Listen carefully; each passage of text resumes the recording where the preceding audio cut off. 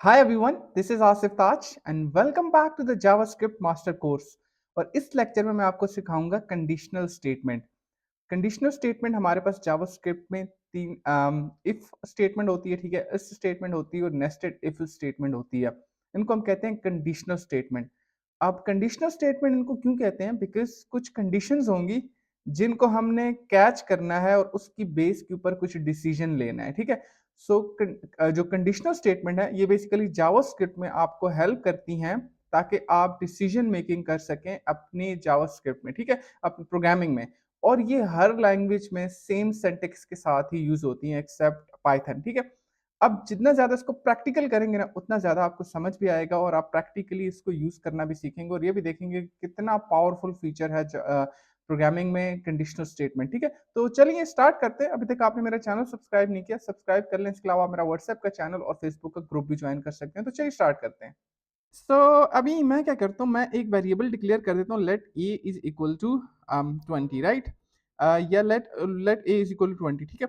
अब मैं ये चेक करना चाहता हूँ क्या ये ए जो वेरिएबल है जिसकी डेटा टाइप नंबर है उसमें मैंने 20 स्टोर कर रखा है, क्या ये इवन नंबर है या ऑड नंबर है, ठीक है। तो हमारे पास है कंडीशनल स्टेटमेंट। अब कंडीशनल स्टेटमेंट किस तरह से आपने उसका सिंटैक्स क्या होता है, आपने यहाँ पर इफ कीवर्ड यूज करना होता है, ठीक है, इफ। और इफ एक रिजर्व कीवर्ड है, इसको आप चेंज नहीं कर सकते। ऐसा नहीं हो सकता कि आप अपने वेरिएबल का नेम यहाँ पर इफ कर दो, नहीं कर सकते, राइट। क्यों? क्योंकि ये रिजर्व कीवर्ड है। रिजर्व कीवर्ड के साथ आप कुछ नहीं कर सकते।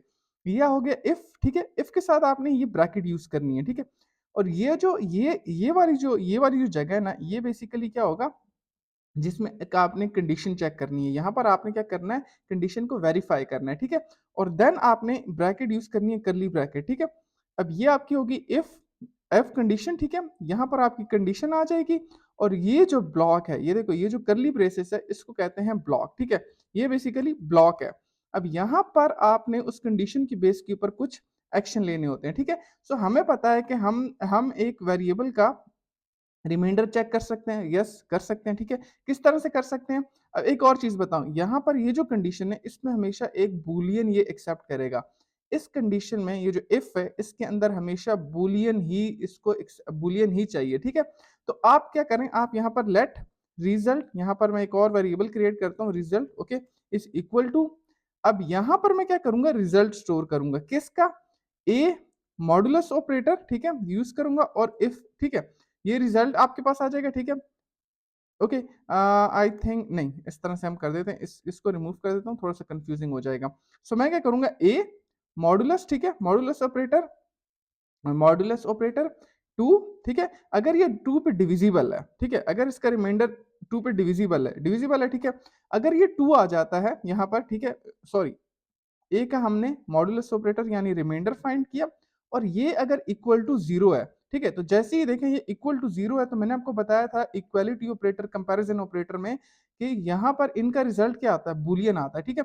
तो इफ कंडीशन की जो बॉडी होगी इसमें हमेशा क्या होगा, बुलियन स्टोर होगा, ठीक है। एक तरीका आप ये है, यहाँ पर आप डायरेक्ट कर लो या फिर let result is equal to, आप इस तरह से भी कर सकते हो, राइट। यहाँ पर क्या होगा, बेसिकली पहले ये इसका ब्रैकेट में यूज कर लें, ठीक है। पहले इसका ये रिमाइंडर फाइंड करेगा, यहाँ से रिमाइंडर जीरो आ जाएगा बिकॉज वो 20 है, ठीक है। सो 2 इज डिवाइडेड बाय 20 करो तो आपके पास रिमाइंडर क्या आएगा, जीरो। फिर यहाँ पर चेक करेगा क्या ये दोनों आपस में इक्वल है, यस इक्वल है, इसका रिजल्ट क्या आ जाएगा, ट्रू। और ये रिजल्ट जब होगा तो यहाँ पर आ जाएगा, ठीक है। तो जब भी इस कंडीशन इफ के अंदर जब भी एक ट्रू यानी बुलियन वैल्यू पास की जाएगी जो कि ट्रू होगी, वो हमेशा इस ब्लॉक में आ जाएगा, इस ब्लॉक में आ जाएगा, ठीक है। तो यहाँ पर जब आएगा तो अब आप इसके ऊपर इसकी आप कंसोल कर सकते हैं, ठीक है, कंसोल डॉट लॉग, ठीक है। और यहाँ पर आप बता सकते हो it is a it is a even number, ठीक है। और अब आप इसको चेक करना चाहते हो, मैंने थ्योरी बहुत डिटेल में समझा दी, तो अब आप क्या करोगे, इसको रन करोगे, राइट। रन किया, it is an even number because we know that, ठीक है, कि 20 डिवाइडेड बाई 2 करेंगे तो उसका रिमाइंडर जीरो आएगा, रिमाइंडर जीरो आएगा तो इसका मतलब क्या है कि ये एक इवन नंबर है, ठीक है। अब हम क्या करते हैं, मल्टीपल इफ स्टेटमेंट्स भी यूज कर सकते हो, ठीक है। इसको आप यहाँ से कॉपी करो, राइट, इसको नीचे पेस्ट कर दो, ठीक है। अगर एक नंबर इवन होगा, ठीक है, या इवन होगा या ऑड होगा, ठीक है, तो यहां पर हम आ जाते हैं और it is N odd number, ठीक है, it is N odd number, ठीक है। अब मल्टीपल इफ स्टेटमेंट भी आप यूज कर सकते हो, तो अगेन सेम इफ कीवर्ड, इसकी बॉडी में क्या आएगा, रिजल्ट होगा, ठीक है। अब मैं क्या कर देता हूँ, ए की वैल्यू का क्या कर देता हूँ 34, ठीक है। 33 कर देता हूँ, ठीक है। अब ये एक ऑड नंबर है, मुझे पता है, लेकिन अब क्या होगा, अब यहाँ पर आएगा, ठीक है, और ये क्या करेगा, ए मॉडुलस डिवाइडेड बाय 2, यानी इसका मॉडुलस फाइंड करेगा, रिमाइंडर फाइंड करेगा। रिमाइंडर तो ऑफ कोर्स इसका जीरो नहीं आएगा, तो क्या 1, जो भी इसका लेट से रिमाइंडर आ गया 1, क्या 1 इज इक्वल टू 0? नो। तो इसका रिजल्ट क्या आएगा, फॉल्स, ठीक है। तो आपका कोड यहाँ पे 4 लाइन में आएगा, फिर 5th लाइन में आएगा, और इसको ये रिजल्ट पास करेंगे बूलियन, तो बूलियन तो फॉल्स है, ठीक है। तो जब बूलियन फॉल्स है तो वो इस ब्लॉक में नहीं जाएगा, इस ब्लॉक में नहीं जाएगा, यहाँ पे नहीं आएगा, ठीक है, फिर वो इधर आ जाएगा, ठीक है। ठीक है, अब यहाँ पर भी देखिए, इसको तो रिजल्ट क्या क्या चाहिए, ट्रू चाहिए ना, ठीक है। तो इसका मतलब क्या है, इसका मतलब यह है कि अगर मैंने इस कंडीशन को हैंडल करना है, तो मैं यहाँ पर क्या करूंगा, ये जो इसकी वैल्यू आ रही है, ठीक है, बूलियन की, इसका मैं रिजल्ट को क्या करूंगा, चेंज कर दूंगा, ठीक है, यूजिंग नॉट साइन। तो लास्ट लेक्चर में जो हमने, याद हो आपको, हमने पढ़े थे ना लॉजिकल ऑपरेटर्स, तो लॉजिकल ऑपरेटर्स में मैंने नॉट साइन यूज कर लिया, ठीक है। और जो भी यहाँ पर अगर इसको क्या कर देगा, रिवर्ट कर देगा, रिवर्ट करने के बाद क्या हो जाएगा, ऑड नंबर हो जाएगा, ठीक है। इसको आप दोबारा से रन करें, एंड यहाँ पर देखें it is N odd number. अब मैंने पहले क्यों नहीं किया, मैं ये पहले भी कर सकता हूँ, फिर मुझे यहाँ पर स्टेटमेंट चेंज करनी पड़ेगी, लेकिन लॉजिक आपने खुद यूज करनी है, ठीक है। अब सिमिलरली यहाँ पर लेट से एज आप कर लें, इसको, इस वेरिएबल को आप चेंज कर लें और एज कर लें, ठीक है। लेट से एज इज 12, ठीक है, मैंने कहा एज इज 12, इसको हम हटा देते हैं, ठीक है, रिजल्ट को। एंड यहाँ पर ये चेक कर सकते हैं कि if age is less than let से 18, ठीक है, so you are not an adult, because we know that, ठीक है। अगर एज, ये पहली कंडीशन में यहाँ पर आ जाएगा ना, ठीक है, तो ये ऑफ कोर्स ये तो एग्जिस्ट नहीं करते, इसको हम फिलहाल कमेंट कर देते हैं। तो if age is less than 18, yes true हो जाएगा, जब ट्रू हो जाएगा तो यहाँ पर आ जाएगा, ठीक है, you are not an adult, और इसको हम दोबारा से रन करेंगे तो ये आ जाएगा, ठीक है।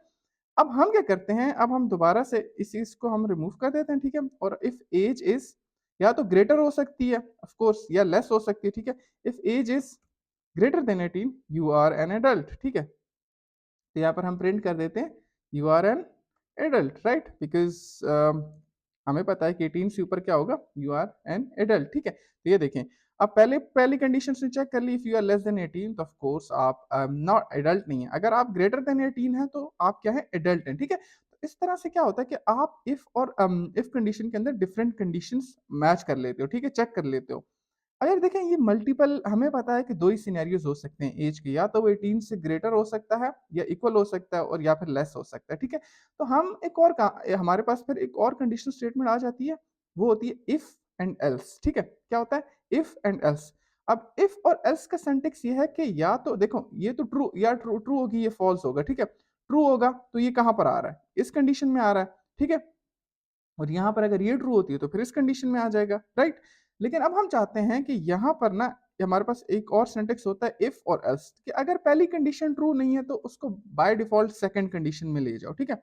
इफ, यहाँ पर ये चेक करेगा if age is less than 18, ठीक है, तो वो इस कंडीशन में आ जाएगा। बट अगर ये वाली कंडीशन फॉल्स होती है तो वो ऑटोमेटिकली एल्स एल्स में आ जाएगा, ठीक है, फिर वो नीचे की तरफ नहीं जाएगा, वो एल्स वाले कोड को एग्जीक्यूट कर देगा। तो यहाँ पर हम इसको प्रिंट कर देते हैं कि yes you are an adult. तो इफ और एल्स का सेंटेक्स ये है कि इफ, फिर आपकी ये यहाँ पर कंडीशन, कंडीशन के बाद आपकी बॉडी, ठीक है, बॉडी के अंदर फिर आप अपनी लॉजिक्स लिखते हैं, कोड लिखते हैं, और आगे मैं बहुत डिटेल में इसके ऊपर आपको प्रैक्टिस कराऊंगा, टेंशन मत लें, राइट। फिर आप आ जाते हैं एल्स में। अब देखिए, समझने की कोशिश करें, एज क्या है, एज इज लेस देन 18, ठीक है। तो ये 12 इज लेस देन 18, इसका रिजल्ट क्या आ जाएगा, इसका रिजल्ट आ जाएगा ट्रू, बिकॉज यहां पर आ जाएगा, ठीक है। अगर ये ट्रू होगा तो फिर हम इस कंडीशन के इनसाइड आ जाएंगे, राइट, आ जाएंगे। लेकिन अब यहां पर एज जो है वो है 21, ठीक है। क्या 21 इज लेस देन 18 है, नो, तो रिजल्ट क्या हो जाएगा, फॉल्स। फॉल्स होने का मतलब ये है कि अब ये इस ब्लॉक में कोड नहीं आएगा, ये ऑटोमेटिकली एल्स ब्लॉक में चला जाएगा, ठीक है। अगर आप एल्स ना यूज करते तो फिर आपको इसी तरह से एफ यूज करना पड़ता। अब कब मल्टीपल इफ स्टेटमेंट यूज करनी है, कब इफ एल्स यूज करना है, ये अब डिपेंड करता है आपकी रिक्वायरमेंट पे, ठीक है। जिस तरह यहाँ पर देखिए, मेरे पास रिक्वायरमेंट क्लियर है कि या एडल्ट होगा और या फिर एडल्ट नहीं होगा, ठीक है। अब मैंने इसको दोबारा से रन किया, कंट्रोल केसेस को क्लियर कर देते हैं, सेव किया, रन किया, देखें यू आर एन एडल्ट। क्यों, पहली कंडीशन यहाँ पर फॉल्स हो रही है, तो ऑटोमेटिकली क्या आ गया, ट्रू में आ गया, ठीक है। सिमिलरली अगर मैं ये चेक करना चाहता हूँ कि यार ये जो एज है, क्या एज हमारे पास, एज इसको हम नंबर कर देते हैं, ठीक है, लेट्स से इसको ए कर देते हैं, बिकॉज ए, ठीक है, अगेन इसका हम लोग क्या कहते हैं, रिमाइंडर फाइंड करते हैं, ठीक है, रिमाइंडर। और अगर ये इज इक्वल टू 2 है तो ये क्या हो जाएगा, इवन, राइट। और अगर इवन नहीं होगा तो हमें पता है एक नंबर इवन होता है या ऑड होता है, अगर इवन नहीं होगा तो डेफिनेटली ऑड होगा, ठीक है।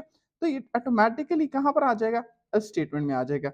इसको आप दोबारा से रन करें, ठीक है, देखें ऑड हो गया, ऑड हो गया, ठीक है। अब देखें कब इफ और एल्स को साथ यूज करना और कब यूज नहीं करना, ये डिपेंड करता है रिक्वायरमेंट पे, और ये जितनी ज्यादा आप प्रैक्टिस करेंगे ना उतना ज्यादा आपको क्लियर हो जाएगा। अब मैं आपको एक और एग्जांपल करवाता हूँ, let b is equal to 20, ठीक है। अब हम क्या करते हैं यहाँ पर ना, हम कैलकुलेटर बनाने की कोशिश करते हैं, ठीक है।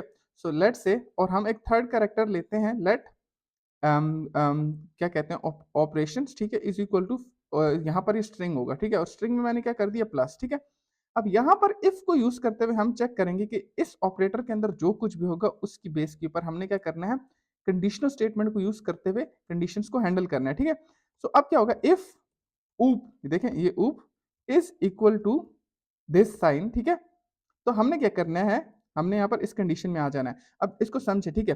देखो ऊप पैरामीटर में आपके पास क्या स्टोर है, प्लस, ठीक है। तो यहाँ पर हमने चेक कर लिया कि क्या op is equal to this plus, of course ये है, ठीक है। तो हम क्या करेंगे, कंसोल डॉट लॉग, ओके, यहाँ पर हम प्रिंट कर देंगे A plus B is equal to, और यहाँ पर ए को, ठीक है, और ए को प्लस बी कर देंगे, राइट। अब ये यहाँ पर कंडीशन हैंडल होगी, राइट, ये एक कंडीशन हैंडल होगी। अब हम इसको नीचे पेस्ट करता हूँ, अगर ये इक्वल टू दिस है, ठीक है, अगर ये माइनस साइन के इक्वल है तो यहाँ पर हम ए माइनस बी को कर देते हैं ए माइनस बी, ठीक है, सिंपल। अब हम अपने प्रोजेक्ट को रन करते हैं, रन करते हैं तो देखिए ए प्लस बी 40 आ गया।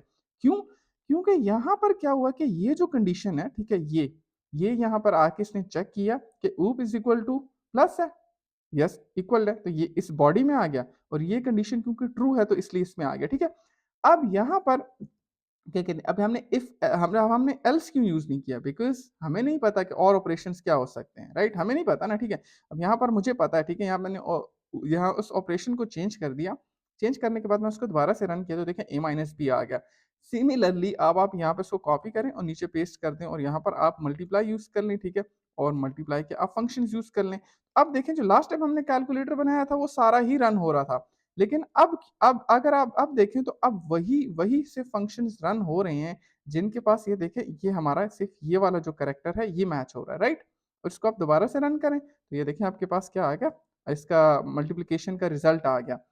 अब अगर आप चाहते हैं कि ये वाला जो ऑपरेटर है, ये वाला जो ऑपरेटर है, ठीक है, ये आप यूजर से इनपुट की फॉर्म में ले लें तो वो भी बड़ा इजी है। आप क्या करेंगे, लेट ऊप इज इक्वल टू प्रॉम्प्ट, ठीक है, यहाँ पर यूज करेंगे प्रॉम्प्ट, और प्रॉम्प्ट हम क्या करेंगे, एंटर ऑपरेशन, ठीक है, that you want to perform, जो भी आप लिखना चाहते हैं। अब क्या होगा कि ये यूजर से ना प्रॉम्प्ट करेगा, ठीक है। अब आप, मैंने आपको फर्स्ट वीडियो में आपका जो HTML का जो कोड होता है, ठीक है, HTML ये वाला, ठीक है, यहाँ पर आप देखें ये वाला जो कोड है ये मैंने आपको फर्स्ट वीडियो में सिखाया था।